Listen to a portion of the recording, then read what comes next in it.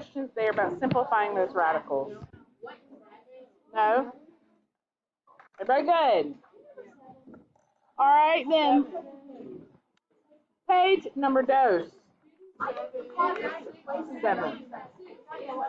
Everybody said 7.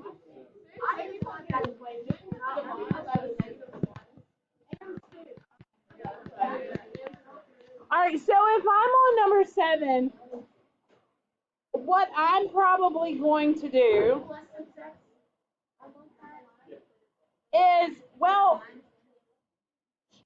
what I'm probably going to do is move things around so that my leading coefficient stays positive. That's just a good habit that I'm in. Remember we did that when we factored? That's probably what I'm going to do too. So I'm probably going to move everybody from here to this side. Okay.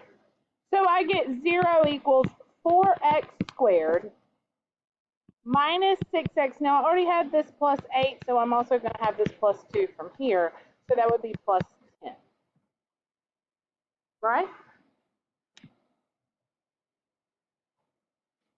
That does not have a 0. I wonder why that's on this page like that. I don't know. Okay, so I am going to factor out a 2 here. It leaves me with 2x squared minus 3x plus 5. Now, what multiplies to 10x squared but adds to negative 3x? Oh, that is not. Is that why y'all had trouble with it? Yep. Negative 5 and 2 would multiply to negative 10, so that wouldn't work.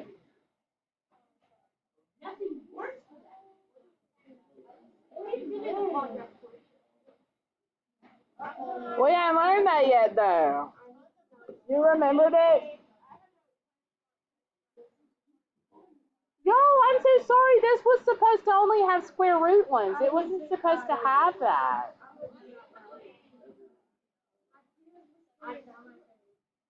You know what? I think that 6x is supposed to have a squared on the x. I think that it's supposed to be like that. Not yet. You will. Yeah, you can X out that problem.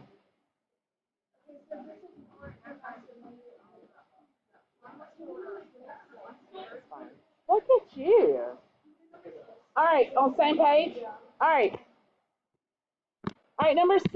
Negative x squared plus 5 equals 7.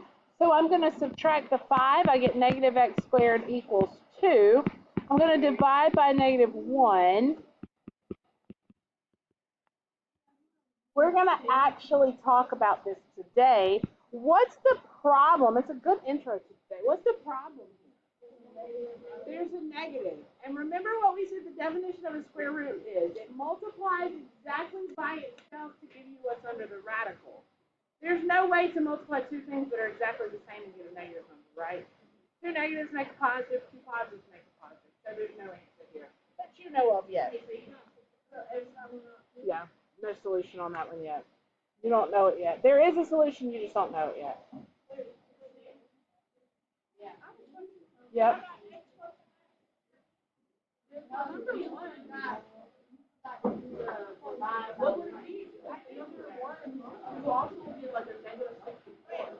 Same thing then. Same thing. Y'all see that? Number 1's going to be the same thing.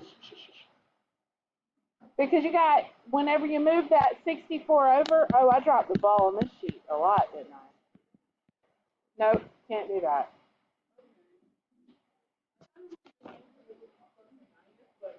Boy, I thought I did good. I don't know. Okay.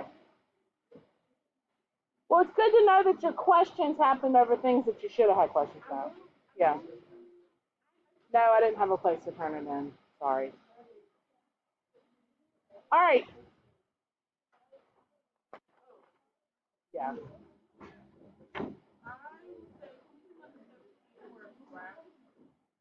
Don't worry about the grass. I meant to tell you how to stick grass on there. Y'all don't kill me. Let me tell you what. Okay.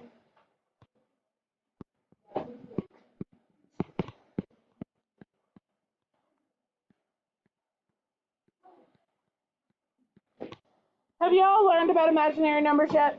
No. Good. All right. So you had some questions about some ones in the packet from yesterday, rightfully so, because you didn't know how to do them.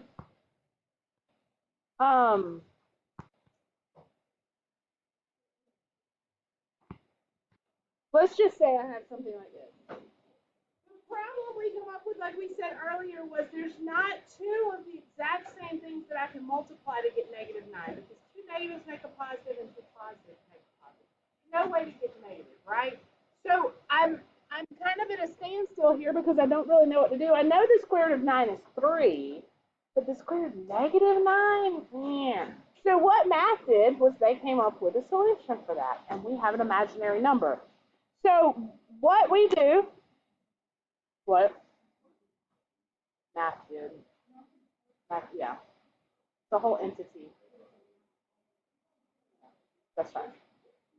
We let this little lowercase variable I, you have seen it, okay. We let that represent the square root of -1, okay?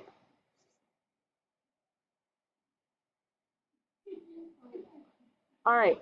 We let I be the square root of -1, okay? And then we use those properties that we know about, and we say, well, if I split this up as like the square root of 1, -1 times the square root of 9, well, now what I can do is I can go, oh, well, wait, I know what the square root of 9 is. That's what? 3. And I let I be the square root of -1, then what I have is 3I, and it's an imaginary number. Right? It is pretty much nothing more than taking the negative sign, dropping it, putting an I outside, and then doing the radical. That's it. That is imaginary, huh? That's just how I do my eyes, but no, it doesn't have to be. It's just regular eyes. I still do the plus or minuses. All the properties of radicals still hold true.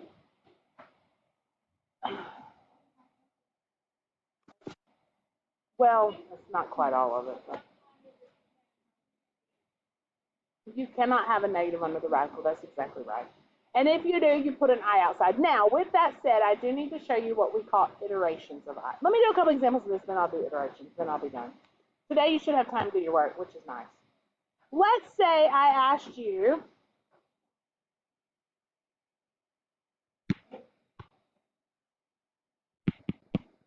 to simplify.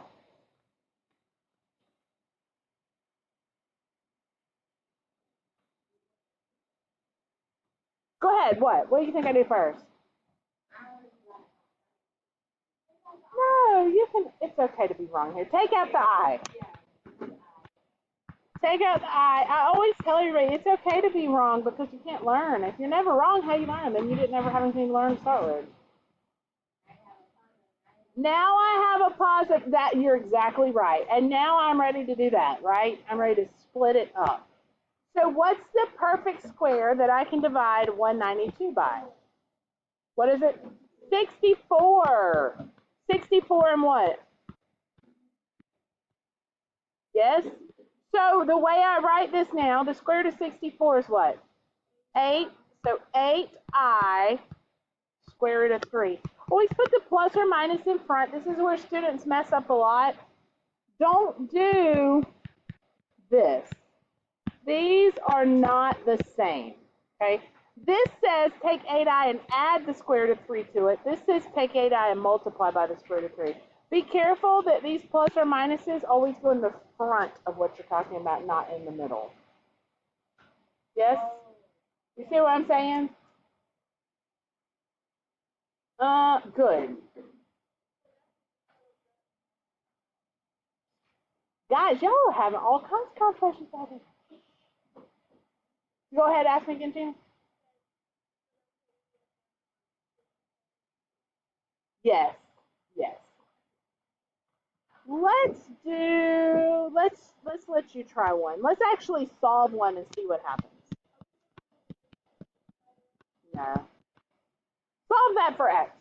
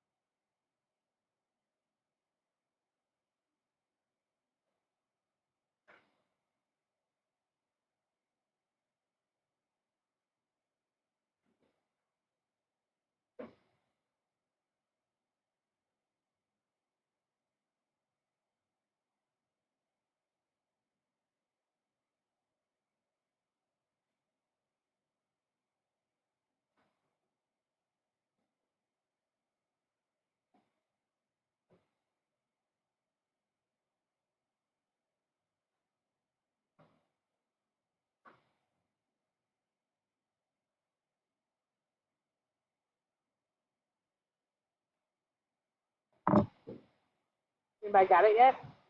You're still working. Gina said, what'd you do first? Subtract 13. How did you know that this one was a SADMAP solve? What clues you in to know that you just get X by itself? Okay, keep going. What tells you, like, how do you know you don't factor it? There's no P.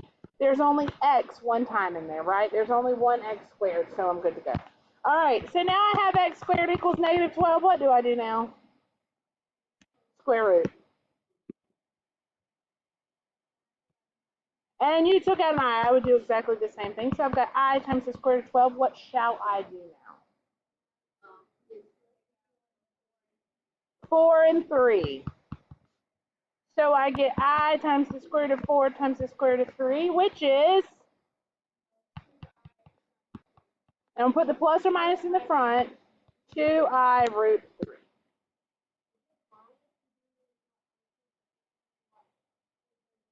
Yes, but you don't have that. Yes. It doesn't, it's pretty math to put the 2 in front. Did you have this? It's not wrong because you can multiply in any order. It's just a little bit prettier to put the variable, but it's not wrong. Yes, ma'am. Yes. Yes. Always. Always. All right, y'all ready to talk about iterations? This is the part you got to think about with me for just a second, okay? I promise I'm almost, we're going to finish way too early today. Maybe we should go ahead and do complex there.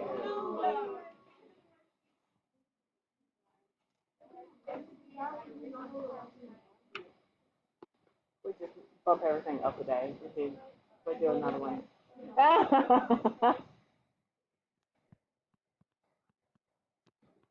Iterations of I. I'm going to show you. Iterations are,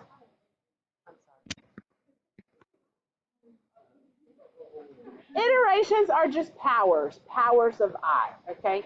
So we're going to start out just with I. Tell me what I told you I was. But what is it? What's it stand? Square root negative 1. Do we all agree? What then? What? Oh, what do you think I squared would be? Negative 1. Why? A squared and a square root are opposites. We talked about that the other day, right? And they would cancel. So I squared would be negative 1. How about I to the third?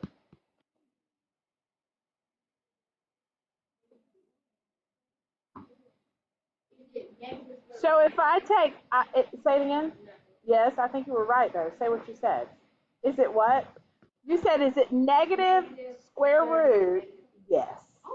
It's these two multiplied together. It's negative 1 times the square root of negative 1, which is actually just negative I. Do you agree?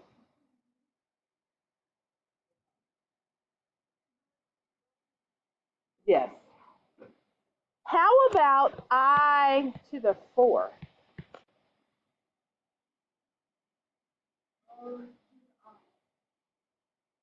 Not quite. One. Just look at you. You are on fire. It's just it's just 1. If I squared is negative 1, then I squared times I squared is I to the 4th, and that would be positive 1, right? What's the point of what? I'm fixing to show you. How about I to the 5th?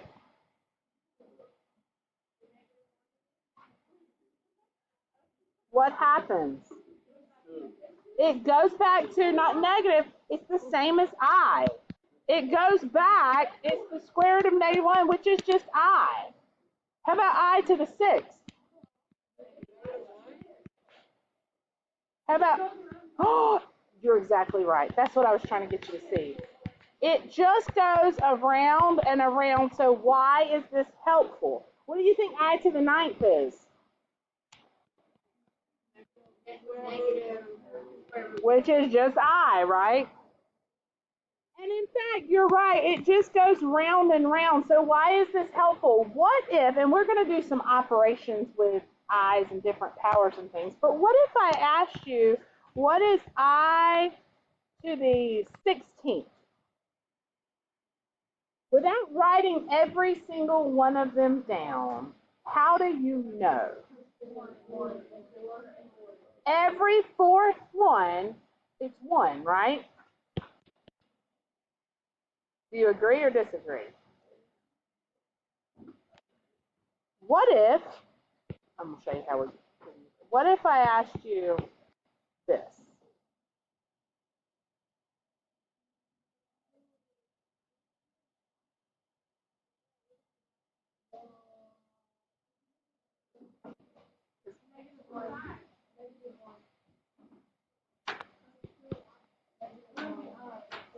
I? This one was divisible by 4 and you told me it was 1.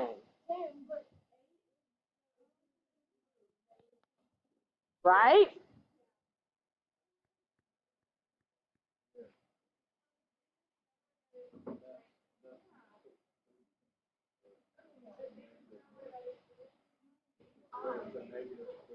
I'm gonna make a point with it.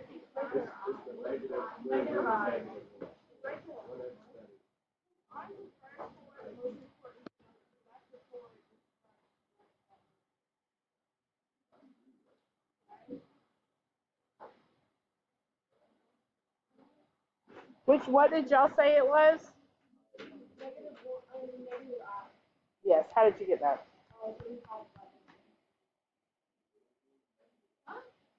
Why did you divide by 3? All right, let me show you how I do this. I take the exponent that's there, okay? And I divide the exponent by 4 because I know that there's 4 iterations, right? If I get a remainder of 1, I know it's I. It's the first iteration. If I get a remainder of 2, I know it's the second iteration. A remainder of 3 is the third, and a remainder of 0, because it goes in an even number of times, is the fourth iteration. Okay? If you're on your calculator and you get a number that ends in 0.25, 0.5, 0.75, or 0.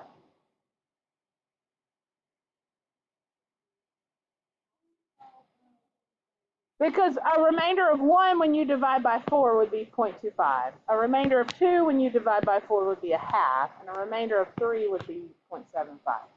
So now let me give you another example. And you use what I just told you and see if we can get there.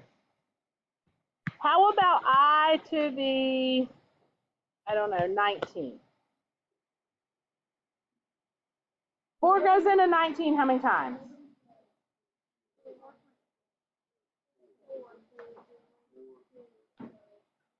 A remainder of 2? Remainder of 3, right? What's 19 divided by 4?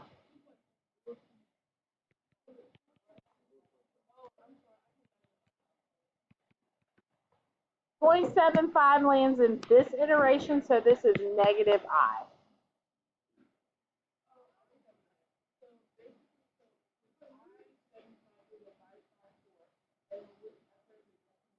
That's the iteration you use, yes. There are 4 iterations, right? Every fourth one, it starts to repeat itself.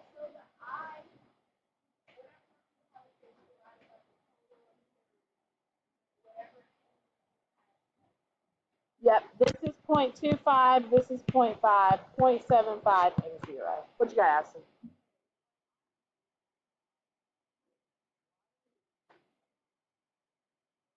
We'll encounter lots of times when we have imaginary solutions instead of real solutions. Like think about on your graph when it looks like that. That's 2 imaginary solutions. And we're not going to get into graphing imaginaries. This is as deep as we'll go with imaginaries. Somebody else have a question?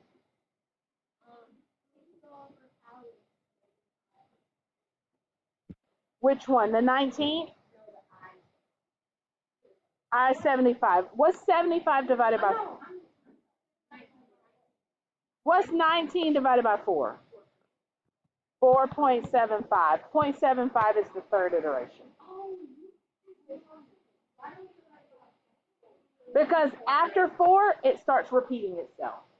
So it goes 1, 2, 3, 4, and then it repeats. 5, 6, 7, 8 looks exactly like 1, 2, 3, 4, right? And then the next 4 look exactly the same, and they'll always repeat. It's like an endless loop. I just have to find out where on the loop it's stopping. Yeah. A test? It's a possibility. It's always a possibility to have a quiz. It's only, yeah. It picks up where the other one left off. All right. Y'all don't focus on that right now. Y'all don't focus on that right now. Right now, let's look at this. Tell me what is I to the 62nd power. Don't say it. Don't say it.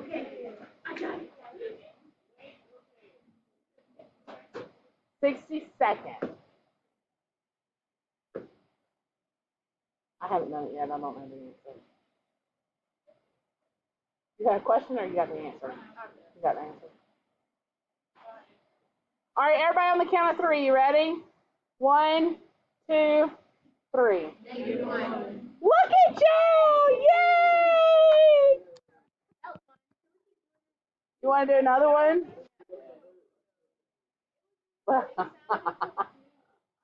It does sound confusing, and when you see it the first time, you go, oh my God. But it's not bad. It's really not bad.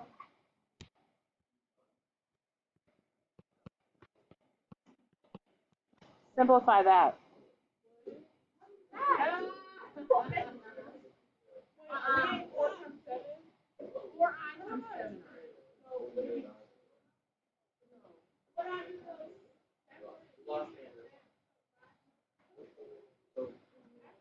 Yes.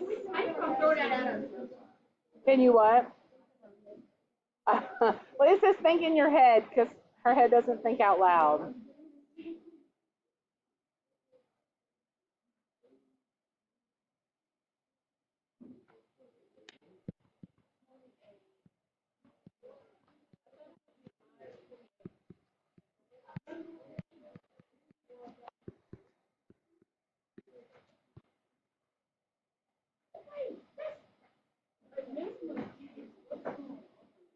Okay.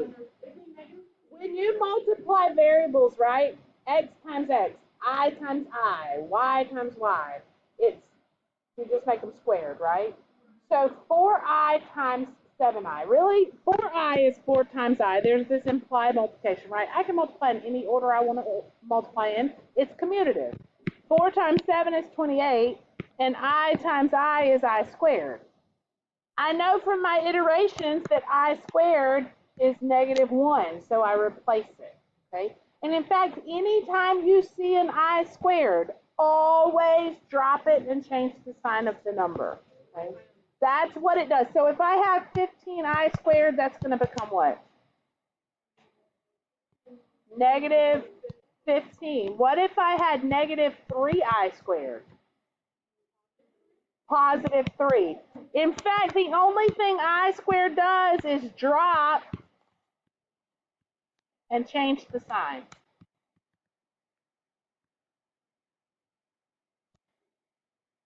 That's what I squared is going to do every single time because I squared is -1. Multiply anything by -1, it just changes the sign of the number, right? If it starts out negative and you multiply by -1, it makes it positive. If it starts out positive, you multiply by -1, it makes it negative. Yes. Hard or easy? Easy.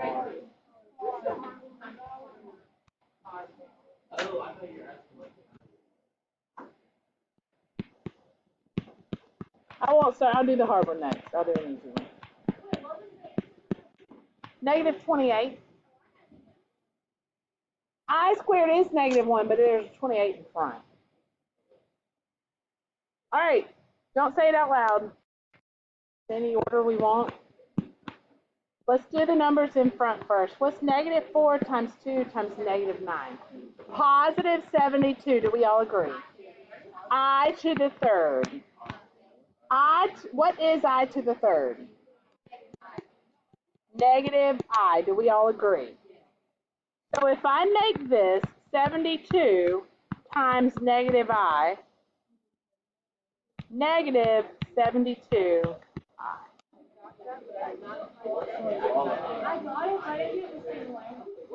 Kind of what?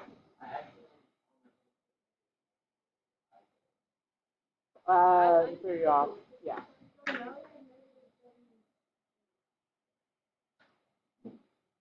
Sure.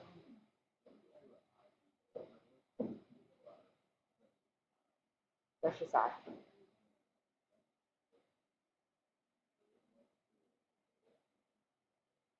One, positive one. Remainder 0. Yeah. That's okay. Let's kick it up a notch. Y'all ready?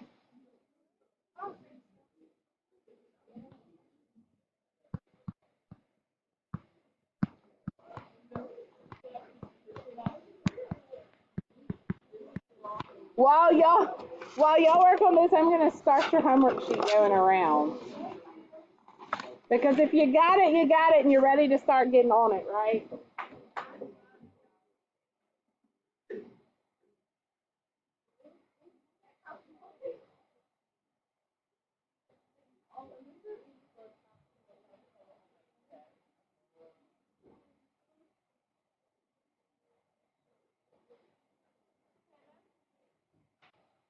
That's confusing.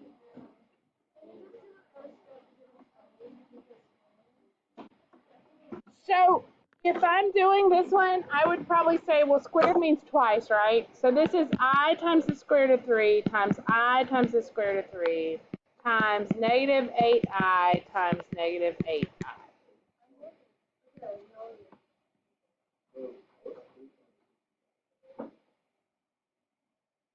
I don't know. You need a calculator. 128 plus 64. Yes.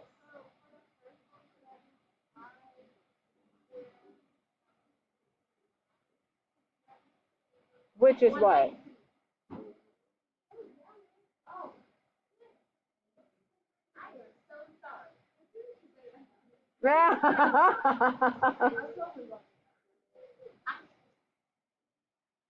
You want me to do it with you? Okay. Go about this. Square root of 3 and the square root of 3. Remember, I can multiply anything in any order I want to because multiplication is commutative. So I'm going to do square root of 3 and square root of 3, which is what? Which is 3, right? And in fact, remember, anytime you have something like this, we talked about this a couple days ago, it just goes away, leaves me with what's under it, right? So you don't have to, you can kind of skip that step. But I mean, if you think about it as square root of 9, a lot of you did, I heard y'all say that, that's fine. All right, so I've got 3, and I've got 2 i's here, do you agree? Y'all okay there? Over here, I've got negative 8 and negative 8, positive 64, and then I've got I and I. Not on these iterations of I now. What is I squared? What happens when something's hooked to I squared? Negative 1. I'm just going to drop the I squared and change the sign. So this is negative 3 times negative 64, which is a positive 192. There were I what? I to the 4th? Yes, you absolutely. That's what I was going to tell you. There are multiple ways to do this. You could have gone through, guys, and said 3 times 64 times I to the 4th, and you know that I to the 4th is 1. You definitely could have. I think so, since we got almost an hour.